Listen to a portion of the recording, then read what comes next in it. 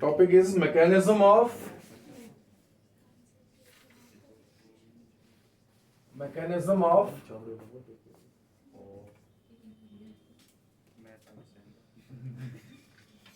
concentration of urine.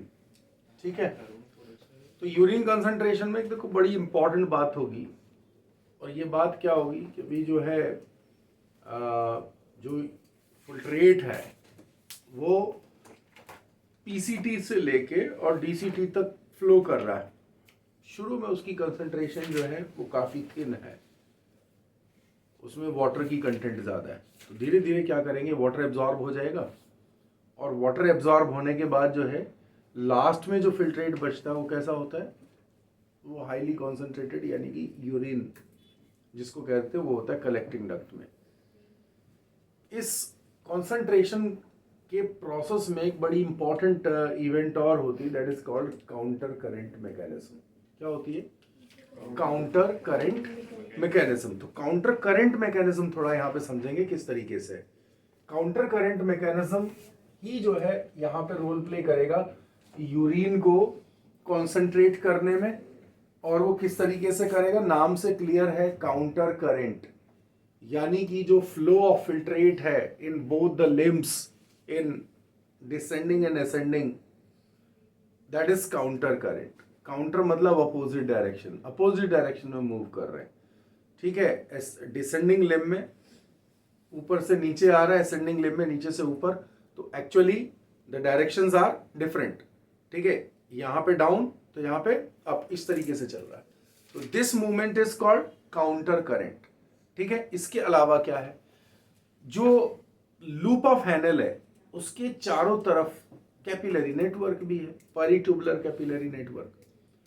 जितना part loop of Henle के चारों तरफ होगा दैट इज कॉल्ड, उसको वासा रेक्टा बोलेंगे। क्या बोलेंगे उसको? That is called vasa recta. तो you can see diagram in book, vasa recta को अलग बनाया हुआ है और जो है लूप ऑफ हैनले को अलग बनाया हुआ है एनसीईआरटी में जो डायग्राम है। ठीक है, और उसको एक्सप्लेन किया हुआ है। यहां पे क्या करेंगे, हम थोड़ा इजी कर लेते हैं, इसे समझने के लिए थोड़ा सा इजी कर लेते हैं। इजी ये है कि लूप ऑफ हैनले बनाते हैं पहले तो। This is loop of Henle.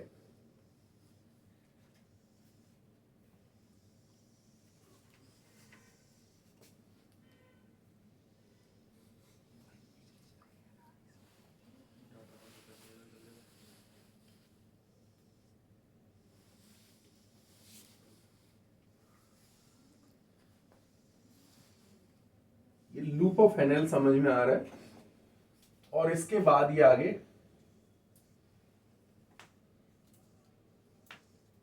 ये डीसीटी हो जाता है, और डीसीटी के बाद ये कलेक्टिंग डक्ट है। The diagram is same as given in book, वैसे ही है बिल्कुल। और यहां पे you can see this is, ये पीसीटी है। अब होता क्या है जी, ये डायग्राम क्लियर है। अब इसमें बुक में तो दूसरी तरफ आपको जो है बना के दे दिया है, एक तरफ वासा रेक्टा और एक तरफ लूप ऑफ हैनले, लेकिन पोजीशन ऐसे नहीं होती जैसा बुक में बना हुआ है। जो पोजीशन होती है वो समझते हैं। This is blood vessel around, ये ब्लड वेसल है।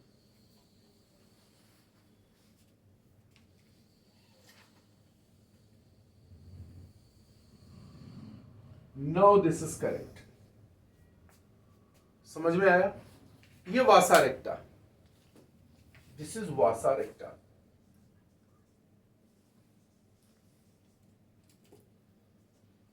ascending limb,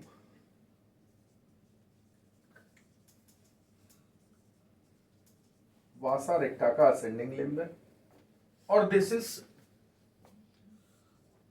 descending limb of vasa रेक्टा।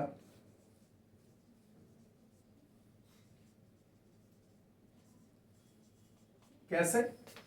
Blood इधर से एंट्री ले रहा है and it is moving around और ऊपर आ रहा है।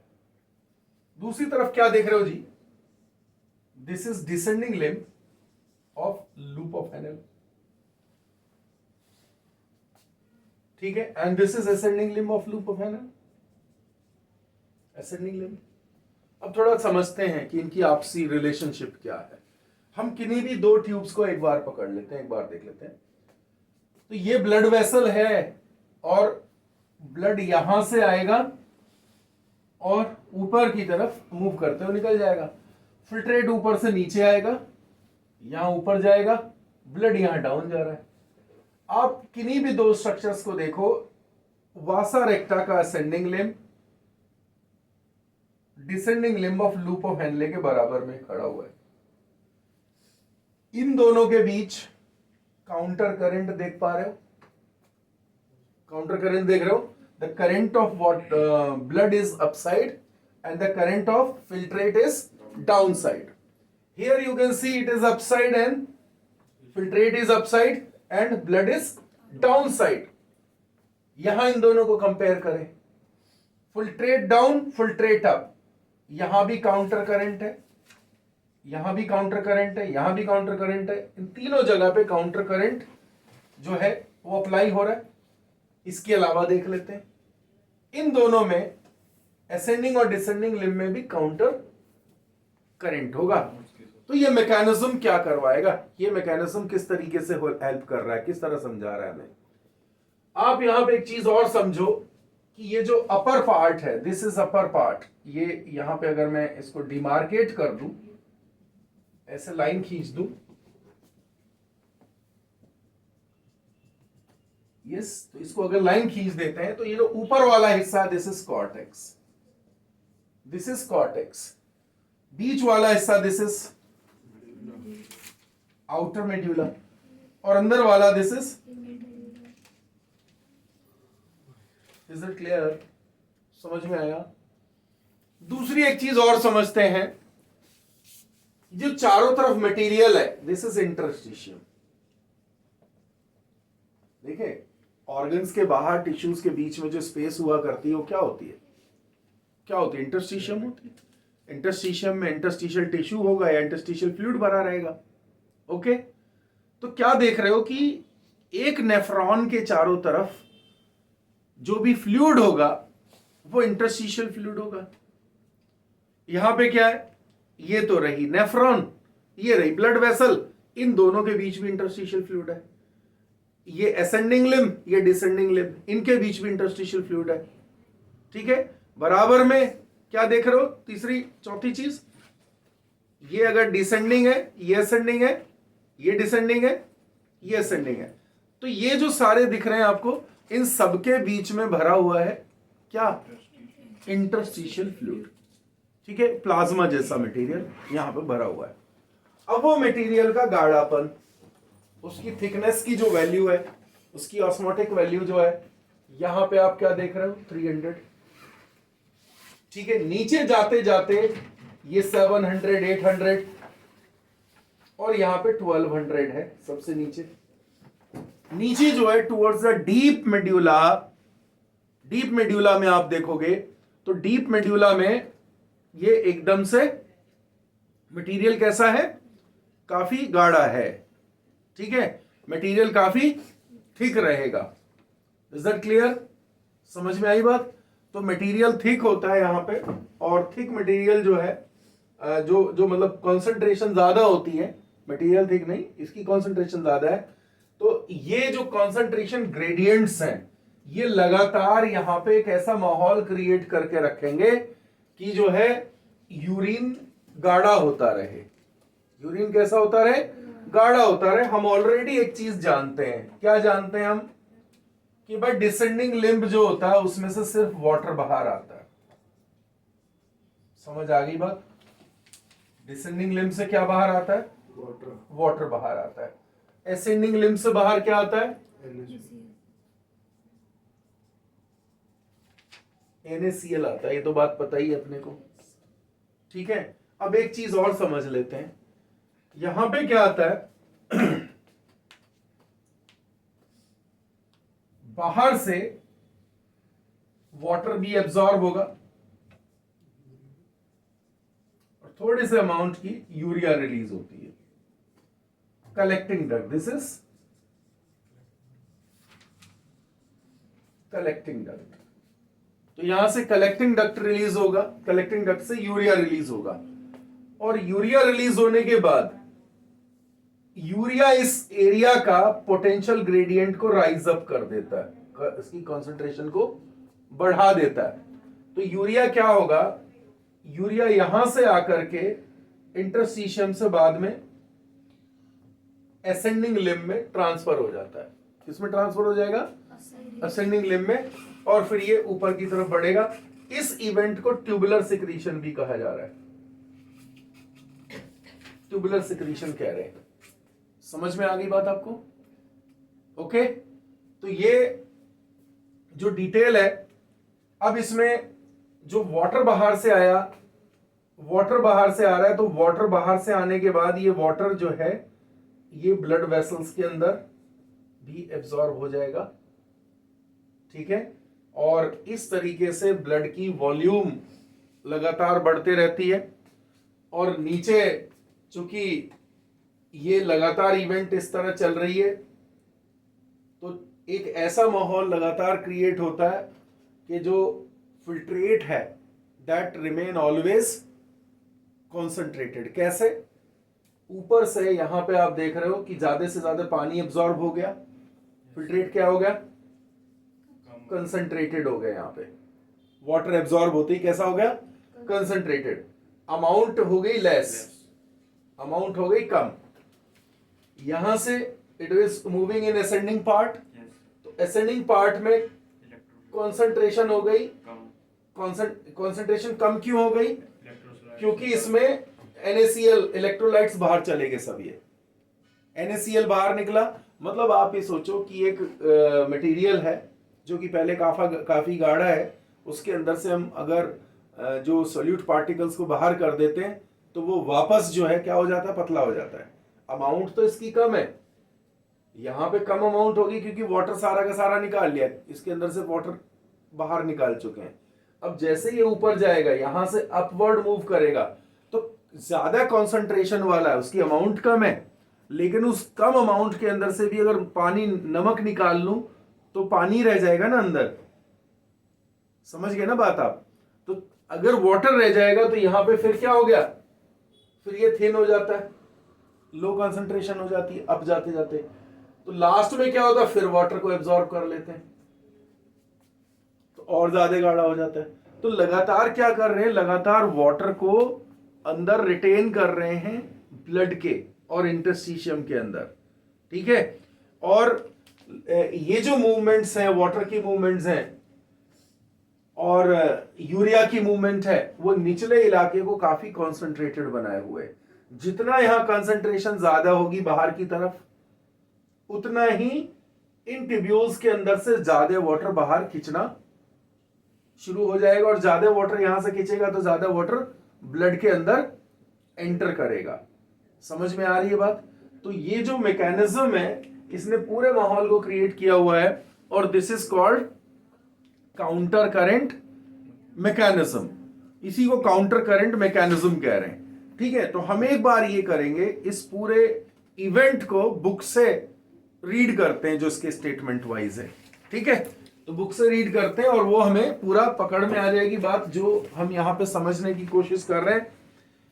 तो पहली जो सबसे इंपॉर्टेंट जो इवेंट थी, जो सबसे इंपॉर्टेंट बात थी, वो तो एक आप ये समझ लो यार, सीधा सीधा सा मसला है।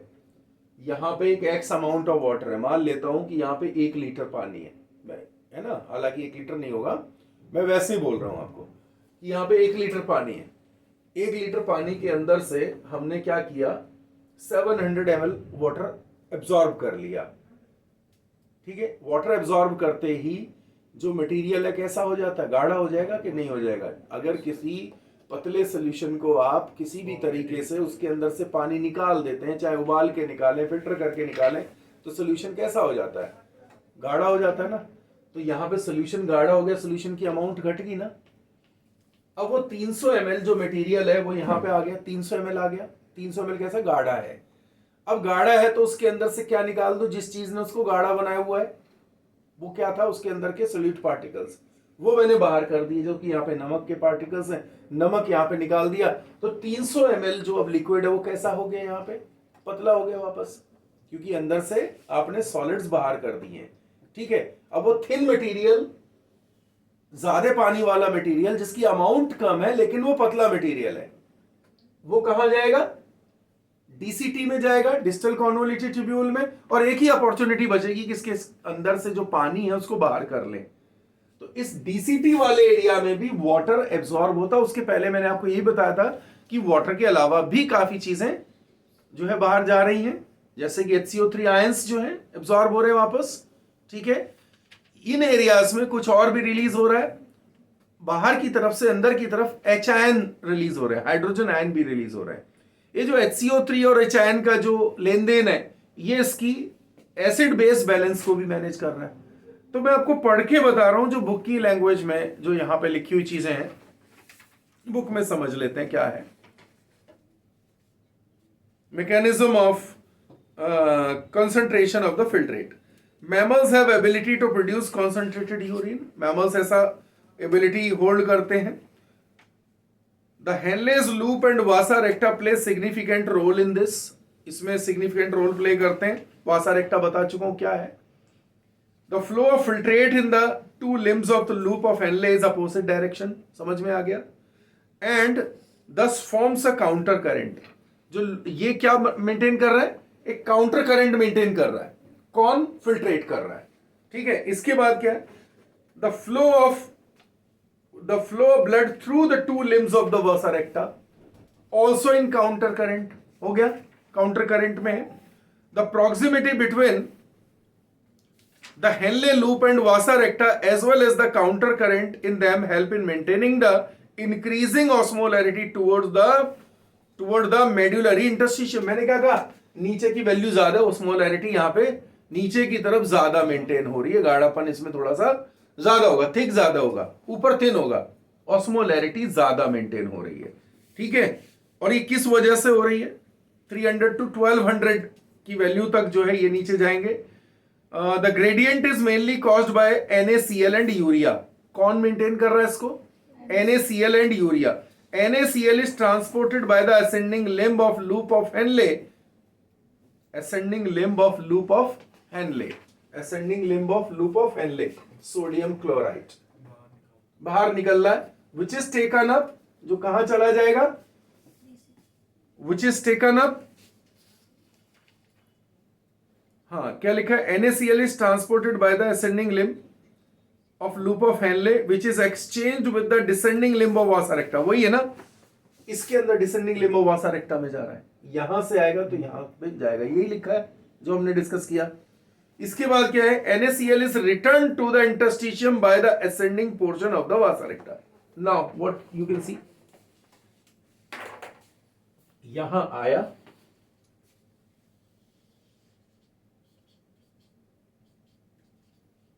और वापस यहां रिलीज हो गया, इधर से आ रहे हैं, यहां पे रिलीज हो रहे हैं, यहां पे वाटर रिलीज हो रहा है। अब ये NaCl यहां कलेक्ट हो गया, आगे क्या हो रहा है, अंदर से फिर जो है ये यहां वापस रिलीज हो जाएगा। ठीक है, आगे क्या है, ascending portion of the vasa recta, similarly small amount of urea enter in the thin segment of the ascending limb of loop of Henle which is transported back to the interstitium from the collecting duct। ये रहा, collecting duct से urea release हो रहा है। ठीक है, transported back from collecting duct। The above described transport of substances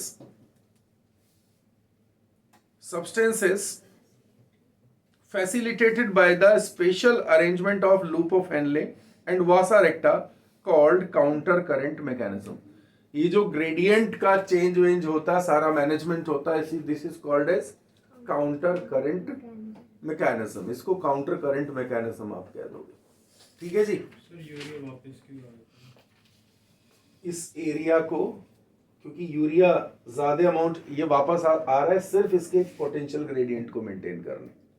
urea और नमक इस जगह पे ज्यादा होते हैं ताकि यहां से ज्यादा वाटर को बाहर रिटेन करा सकें, वाटर ज्यादा से ज्यादा बाहर खींच सकें। ठीक है, ये काउंटर करंट मैकेनिज्म का एक ही पर्पस है, यूरिन को गाढ़ा करना। समझ में आ रही बात? ये इसलिए हो रहा है। यूरिया का secretion is also called as, ये ट्यूबुलर सिक्रीशन का भी पार्ट होगा। समझ में आया? तो यूरिन का अगला लास्ट स्टेप जो होती है वो यही होती है, ट्यूबुलर सिक्रीशन। तो इस तरीके से क्या हुआ, in the medullary interstitium presence of such interstitial gradient. अब ये लास्ट बात दे रखी है, जो गाढ़ापन जो है, जो इसका इंटरस्टिशियम के अंदर थिकनेस ऑफ द फिल्ट्रेट है, ये क्या करेगा, presence of such interstitial gradient help in easy passage of water from the collecting tubule, thereby, मतलब असल में यहां से इजीली वाटर डाउन जाए, इसके लिए भी एक होता है, ठीक है, पैसेज ऑफ। और इस तरीके से human kidneys can produce urine nearly 4 times concentrated than the interstitial initial filtrate form. शुरू में जो फिल्ट्रेट बना है, यूरिन उससे 4 गुना गाढ़ा होता है। Is it clear? तो ये था पहला एक आइडिया यूरिन को गाढ़ा करने का सिस्टम, दैट इज, इसमें कुछ एक क्वेश्चन पूछे जा सकते हैं, सोडियम क्लोराइड एंड यूरिया का फंक्शन इंटरस्टिशियम के अंदर क्या है, ठीक है। तो ये पोटेंशियल ग्रेडियंट को मेंटेन कर रहे हैं, है ना। और एसिड बेस बैलेंस में भी रोल प्ले हो रहा है।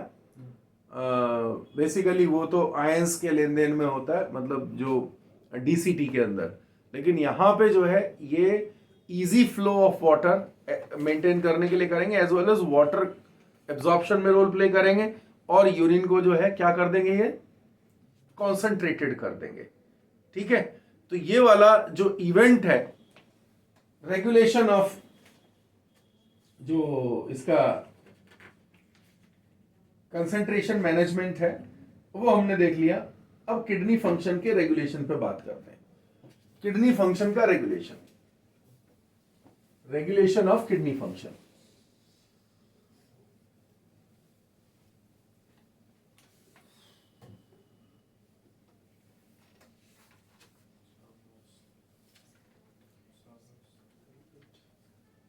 ठीक है, यहां पे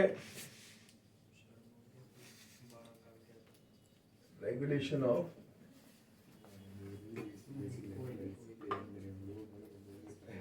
kidney functions, regulation of kidney functions, ठीक है।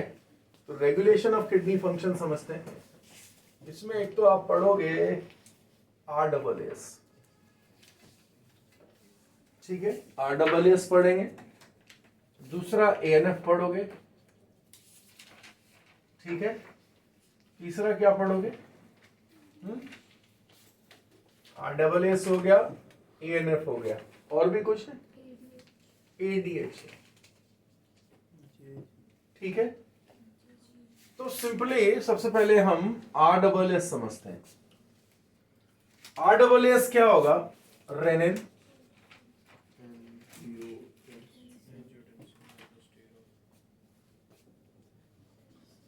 रेनिन एंजियोटेंसिन, एल्डो,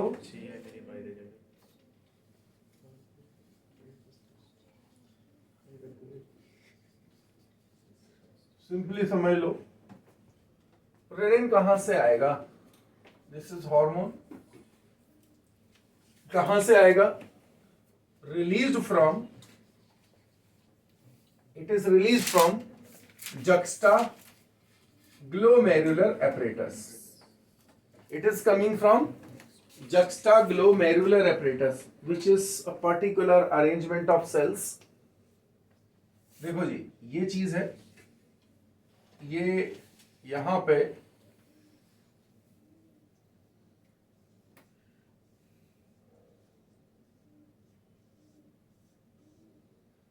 नॉर्मली आप क्या समझते हो कि इस तरह से होता है, ये अरेंजमेंट है, ये डीसीटी है नॉर्मल में इस तरह से।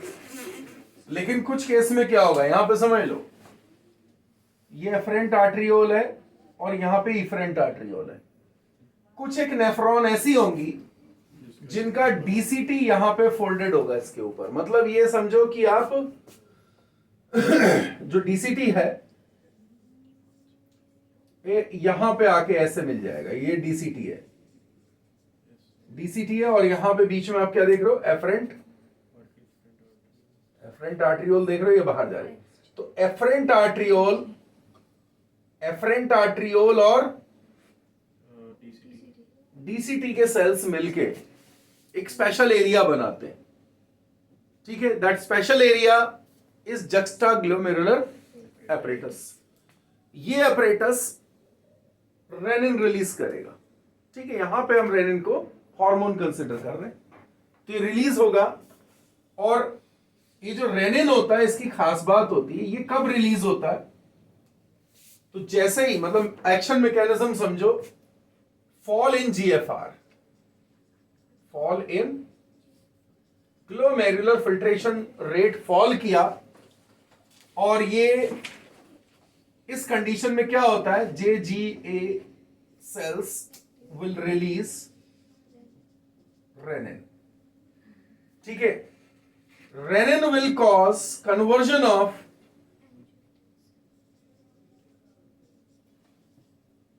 Angiotensinogen inactive form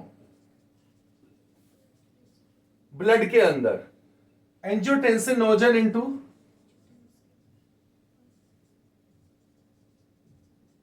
angiotensin 1 and further angiotensin 2। समझ में आया? तो ये कन्वर्जन हो जाती है, और कन्वर्जन के साथ ही ये जो हार्मोन्स, ये जो प्रोडक्ट है एंजियोटेंसिन 2 प्रोटीनेशियस प्रोडक्ट है, ये क्या कॉज करेगा, cause vaso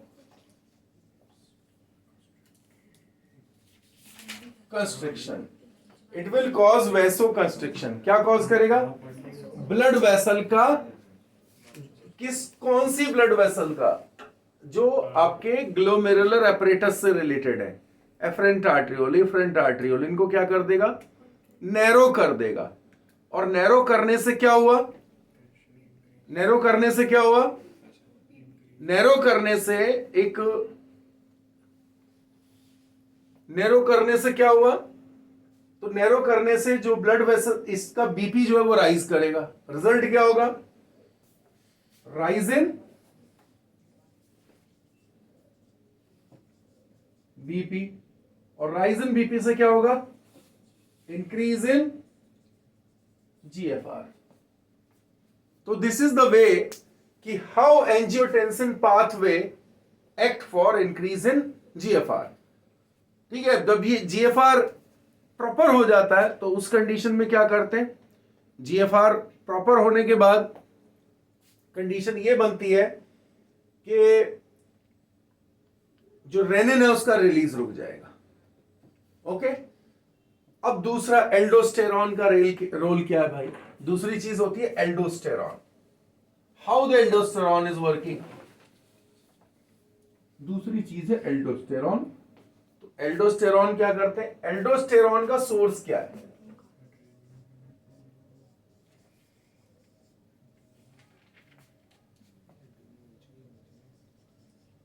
aldosterone release from, कहां से आता है, it is release from adrenal, ये एक मिनरल कॉर्टिकॉइड है, हार्मोन है, मिनरल बैलेंस के लिए है, ठीक है। तो एड्रीनल कॉर्टेक्स रिलीज हो जाता, और adrenal cortex cause sodium ion absorption. क्या करेगा ये, sodium ion absorption in DCT, ठीक है, इन डीसीटी। डीसीटी में सोडियम, अब सोचो ऑलरेडी यहां पे क्या है, पानी है, सोडियम आएगा तो ये फिल्ट्रेट कैसा हो जाएगा, फिर गाढ़ा हो जाएगा। सोडियम आया तो फिल्ट्रेट गाढ़ा हो जाएगा, और बेटे गाढ़ा हो जाएगा फिल्ट्रेट, तो गाढ़ा होने के लिए क्या है, इस एरिया में यहां पे डीसीटी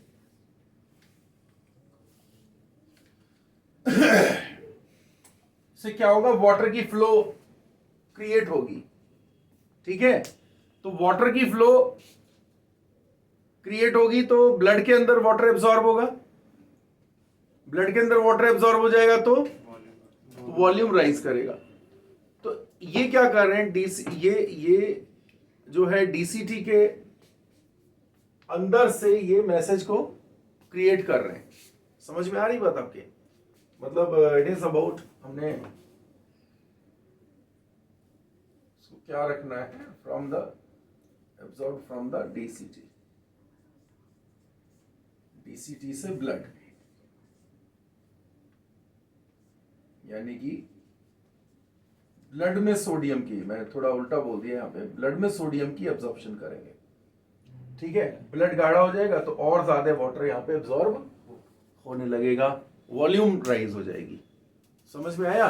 तो डीसीटी से सोडियम की एब्जॉर्प्शन टुवर्ड्स द ब्लड।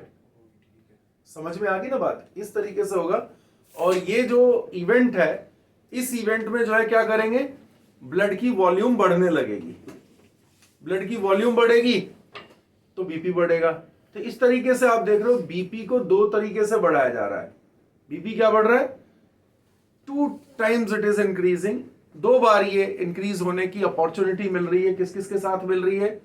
एक तो रेनिन एंजियोटेंसिन के साथ मिल रही है और दूसरा एल्डोस्टेरॉन भी इस काम को करवा रहा है।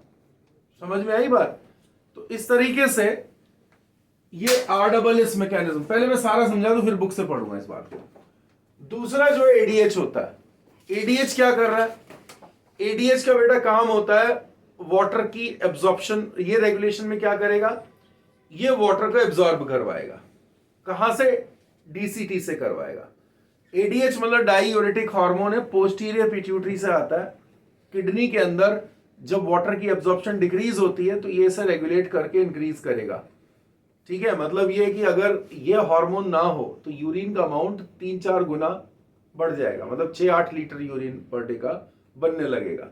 ठीक है, तो एडीएच की डेफिशिएंसी से होने वाली बीमारी का नाम डायबिटीज इंसिपिडस होती है। कौन सी बीमारी होती है?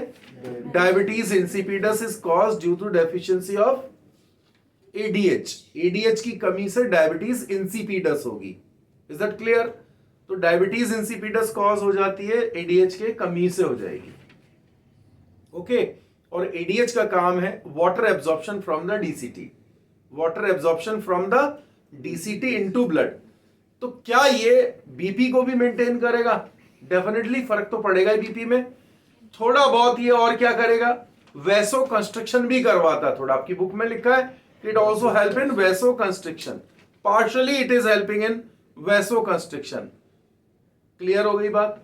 समझ में आ गई? तो वैसो कंस्ट्रक्शन में भी ये रोल प्ले करता है। ओके, तो दूसरा काम हुआ एडीएच की हेल्प से या वैसोप्रेसिन की हेल्प से भी वाटर बैलेंस करेंगे, वाटर की अमाउंट को एब्जॉर्ब करेंगे टुवर्ड्स द ब्लड। कहां से? जुगुलर रीजन से। लास्ट चीज क्या थी? एक एएनएफ था। अब देखो बात क्या, बीपी को बढ़ाने की बात हुई है दोनों तरफ से, वॉल्यूम बढ़ा करके और सोडियम एब्जॉर्ब करके, सब कुछ कर करा के जो सिस्टम चल रहा है ये चल रहा है ना। लेकिन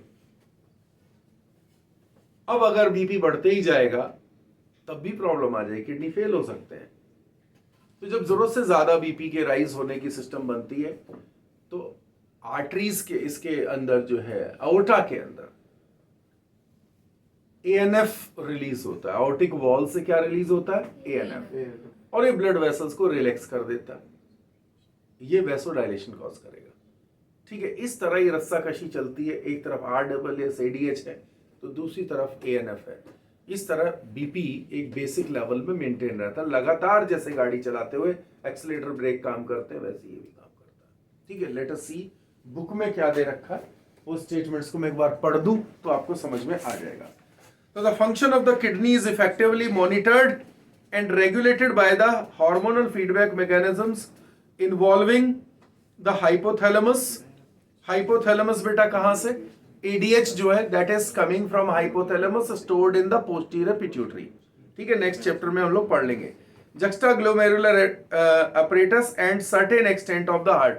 कुछ हद तक हार्ट भी हेल्प करता है, ANF रिलीज करके करता है। Osmoreceptors in the body are activated by the change of blood volume, body fluid volume and the ionic concentration. Osmoreceptors in the body, body में ऑस्मोरिसेप्टर मौजूद है जो ब्लड वॉल्यूम से, बॉडी फ्लूइड वॉल्यूम से और आयोनिक कंसंट्रेशन से regulate होते हैं. An excessive loss of fluid from the body can activate these receptors which stimulate the hypothalamus to release ADH और vasopressin. बेटे याद रखना, हाइपोथैलेमस रिलीज करता है, स्टोर कहाँ पे होता है? पोस्टीरियर पिट्यूटरी में होता है. तो इसके बाद क्या है? ADH facilitate water reabsorption from the latter part. Latter part क्या होता है बेटा? बाद वाला हिस्सा, DCT. ठीक है, DCT और as well as collecting duct भी आप इंक्लूड कर लोगे. thereby preventing the diuresis. Diuresis क्या? What is diuresis? इससे क्या होगा कि ज्यादा अगर यूरिन पतला हो जाए तो this condition is called diuresis. Urine की अमाउंट बढ़ जाए तो दिस इज कॉल्ड डायूरेसिस. तो ये डायूरेसिस है, डायूरेसिस को रोकेगा. And increase in the body fluid volume can switch off osmoreceptors. Increase in body fluid volume, body fluid volume अगर बढ़ जाता है तो एडीएच का रिलीज जो है, ऑस्मोरिसेप्टर्स जो है क्या होंगे? स्विच ऑफ हो जाएंगे और एडीएच कम रिलीज होगा. ठीक है, बॉडी का ब्लड वॉल्यूम बढ़ गया, बॉडी फ्लूइड वॉल्यूम बढ़ गया, वाटर रिटेनेशन बढ़ गई. एक्चुअली ऑस्मो रेगुलेशन कर रहा है. ठीक है, तो दिस इज, इसके बढ़ने पे ये नेगेटिव फीडबैक आएगा और एडीएच रिलीज होना बंद हो जाएगा. ADH can affect kidney functions bye it's constrictory effect of the blood vessel. ये ब्लड वेसल्स को कंस्ट्रिक्ट भी करता है, कभी कभार सवाल आ जाता है तो ध्यान रखेंगे. This cause an increase in blood pressure. ये ब्लड प्रेशर को बढ़ाने का भी काम करेगा. An increase in blood pressure can increase the glomerular flow and thereby the GFR. अगर बीपी बढ़ता है तो जीएफआर भी बढ़ जाता है. अब इसके बारे में जक्स्टा ग्लोमेरुलर एपरेटस का रोल बताया आगे. जी play important regulatory role. Fall in GFR और प्रेशर घटेगा तो जीएफआर घटेगा. GFR can activate the JG cells to release renin which convert angiotensin in blood to angiotensin 1, angiotensinogen to angiotensin 1 and further to angiotensin 2. Angiotensin 2 is a being powerful vasoconstrictor. It causes the constriction of blood vessels and rising of blood pressure. ठीक है, aldosterone भी है यहाँ पे. Aldosterone cause reabsorption of sodium ion and water from distal part of the tubule. Sodium ion और water को जो absorb करवाता है, और मतलब कहाँ एब्जॉर्ब करवाता है? ब्लड में. ठीक है, from the distal part of tubule, tubule से ब्लड में. ठीक है, it also lead to increase in the blood pressure. सीधी सी बात है, सोडियम ज्यादा ब्लड में जाएगा, ब्लड गाढ़ा होने लगेगा, उसको और पानी चाहिए, तो पानी कहां से आएगा? डीसीटी से आएगा. Is that clear? और this also lead to the increase in BP and GFR. दूसरे लेवल पे ये भी ऐसे ही कर रहा. मतलब सर इसके बाद यूरिन और गाढ़ा हो जाएगा? हाँ जी, यस. पकोड़े खा के प्यास ज्यादा लगती है बट यूरिन भी गाढ़ा हो जाता है, क्योंकि ब्लड का वॉल्यूम बढ़ाना है. यानी कि नमक की चीजें खाने से बीपी बढ़ जाता है. नमक खाने को मना करते हैं, सोडियम खाने को मना करते हैं डॉक्टर्स, अगर जो है किसी का बीपी की प्रॉब्लम है. अब समझ गए क्यों है? क्योंकि ब्लड वॉल्यूम बढ़ जाता है. भाई दो ही चीज है वेसल में प्रेशर बनाने के, या तो वेसल को छोटा कर दो या अंदर के कंटेंट को बढ़ा दो. समझ रहे हैं ना? इस क्लास को छोटे करने के दो तरीके हैं, या तो इसकी दीवार करके और छोटा कर दें या ज्यादा बच्चे भर दें. दोनों ही कंडीशन में एक ही इफेक्ट पता लगेगा. दोनों ही कंडीशन में आप ही बोलोगे सर क्लास छोटी है ना? तो यही बात है, वेसल्स को छोटा कर दें या उसके अंदर बढ़े हुए लिक्विड के वॉल्यूम को राइज अप कर दें. और फाइनली एएनएफ जो है, एएनएफ क्या करता है? Flow to the atria. The heart can cause release of atrial natriuretic factor. ANF cause vasodilation, dilation of the blood vessel and thereby decrease in BP. और BP इस तरह डिक्रीज कर जाता है, नॉर्मल पे आ जाता है. तो this is the control mechanism. और लास्टली जो है मिक्सचुरेशन यूरिन के पास करने की प्रोसेस है. ठीक है, इसको समझा दे रहा हूं. तो जो यूरिनरी ब्लैडर है वो क्या है? यूरिनरी ब्लैडर जो है वो बना हुआ रहता है किस चीज का? स्मूथ मसल्स का, है ना। जैसे जैसे यूरिनरी ब्लैडर भरेगा, यूरिनरी ब्लैडर में 300 350 ml, करीब 350 ml यूरिन कलेक्ट कर सकते हैं। तो जब वो आधा भर जाता है तो आधा भरने पे ही वो मैसेज देने लगता है अभी इसको रिलीज करो, है ना। इमरजेंसी, वो एक मैसेजिंग न्यूरल मैसेज है, ब्रेन को जाएगा। तो जैसी मैसेज जाता है तो जो मोटर सेंटर्स हैं उसके एक्टिवेशन से जो स्फिंक्टर्स हैं उनको ओपन कर देते हैं। ओपन कर दें, यूरिन पास हो जाता है। यूरिन पास होने के लिए एक तो स्फिंक्टर ओपन करेगा और ब्लैडर के मसल्स को कॉन्स्ट्रिक्ट किया जाएगा। Release of urine through urinary bladder is micturition. बच्चों में जो न्यूली बॉर्न होते हैं उनके अंदर ये इनवॉलेंट्री है। ओल्ड एज के पर्सन्स बहुत सारे लोग हैं, उनमें भी कैसा है? इनवॉलेंट्री। अपनी मर्जी से वो यूरिन पास नहीं करते, यूरिन निकल जाता है, ठीक है। लेकिन एडल्ट्स जो हैं they have their capacity to hold urine, यानी कि हमारी बॉडी में अगर हम यूरिन को होल्ड रखते हैं तो ये हमारे नर्वस सिस्टम में लगातार जो स्फिंक्टर है उसको क्लोज रखने के लिए मैसेज दिए जा रहे हैं। समझ में आ रही बात आपको? तो ये इलेक्ट्रिक मैसेज जो है उसको क्लोज रखता है जो स्फिंक्टर है। और स्ट्रेच रिसेप्टर्स होते हैं वॉल के अंदर जो स्ट्रेच होके ये पता करते हैं कि भाई यूरिनरी ब्लैडर खाली है कि भरा हुआ है, ठीक है। तो मिक्सचुरेशन की प्रोसेस यही है, यूरिन का रिलीज होना। अब यूरिन का कंटेंट जो है, यूरिन किस तरीके का है? यूरिन की जो यूरिन को कलर के हिसाब से आप एस्टिमेट कर रहे हो, ठीक है। पेल येलो कलर है हल्का, नॉर्मल यूरिन जो है एक नॉर्मल कलर होता है, पेल येलो है, हल्का सा लाइट कलर ऑफ येलो जो है यूरिन का कलर है। उसके बाद और क्या देख रहे हो? और ये देख रहे हो कि इसमें इस कलर के अलावा इसकी एक स्मेल भी है। यूरिन की एक सर्टेन स्मेल होती है, ठीक है, फ्रेग्रेंस होगी उसकी अलग। दूसरी बात और है कि यूरिन के अंदर जो है क्या क्या मौजूद रह सकता है, उसके हिसाब से हम उस डायग्नोस्टिक फीचर्स रख सकते हैं। एक चीज और कि एसिडिटी जो है, थोड़ा सा यूरिन एसिडिक होगा, स्लाइटली 6 pH के आसपास इसका है। तो क्वेश्चन आता है कि बेसिक है कि एसिडिक है, तो थोड़ा सा एसिडिक है, ठीक है। अब बाकी जैसे यूरिन के कलर से डिजीजेस का पता लगा सकते हैं, है ना। यूरिन के अंदर अब जैसे कोई भी ज्यादा ब्लड लॉस हो रहा है, ज्यादा ब्लड डैमेज हो रहा है, आरबीसीज डैमेज हो रही हैं किसी इन्फेक्शन के केस में, तो यूरिन थोड़ा सा ज्यादा गाढ़ा पीला हो जाएगा। बीमार हो जाते हैं तो कई बार मेडिसिन की वजह से भी होता है। विटामिन बी कॉम्प्लेक्स जब कंज्यूम करते हैं तो यूरिन डार्क हो जाता है कलर, ठीक है। लेकिन हम कुछ और कलर्स की बात कर रहे हैं। हम बात कर रहे हैं कि जो यूरिन में अगर ब्लड आ रहा है तो this condition is called haematuria. Pus cells आ रहे हैं तो दिस इज कॉल्ड पाइयूरिया, ठीक है। अगर उसमें ग्लूकोज आ रहा है, डायबिटीज मेलिटस के केस में होगा, ग्लूकोज आ रहा है और कीटोन बॉडीज आ रहे हैं, तो it is certainly diabetes mellitus, it is diabetes mellitus, ठीक है। यूरिन ज्यादा फॉर्म हो गया, यूरिन गाढ़ा है एकदम से, मतलब यूरिन कम गाढ़ा है, अमाउंट ज्यादा है, तो दैट इज डायूरेसिस। क्या कहेंगे उसको? डायूरेसिस। अगर ब्लड के अंदर यूरिया की अमाउंट बढ़ जाए तो that is uremia, that is called uremia. Blood के अंदर यूरिन का अमाउंट, ये कब होगा? जब किडनी खराब हो गए। तो अगला सेक्शन जो आता है वो आता है किडनी फेलियर का। अगला सेक्शन क्या है? Disorders of kidney. तो kidney failure as well as जो है stones, nephritis, these are the problems. Kidney fail क्यों होगी? किडनी फेल होने के डिफरेंट कारण है, फूड का है, जेनेटिक भी हो सकता है थोड़ा बहुत कोई कॉज। इसके अलावा जो मेन है वो खान पान से रिलेटेड ज्यादा है। वाटर किस तरीके का, हार्ड वाटर कंज्यूम कर रहे हैं, क्या है, तो उसके वजह से भी किडनीज जो है वो प्रॉब्लम कर जाते हैं, किडनी जो है फेल हो जाती है। किडनी फेल होने के केस में क्या होगा? किडनी फिल्ट्रेट नहीं करेगी, प्रॉपर फिल्टर नहीं करेगी, अमाउंट ऑफ यूरिन गिर जाएगा एकदम, और ब्लड के अंदर यूरिया की अमाउंट बढ़ने लगेगी। इस कंडीशन में हमें क्या चाहिए? हम करते हैं हीमोडायलिसिस। क्या करते हैं? हीमोडायलिसिस। समझ लो, बुक में लिखा हुआ है, समझ लो इसे।